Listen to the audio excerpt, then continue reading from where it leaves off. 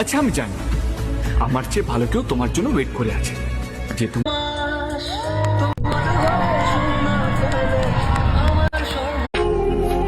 টাকা টাকা কোনো সামান্য বস্তু নয়। আজকে যার টাকা আছে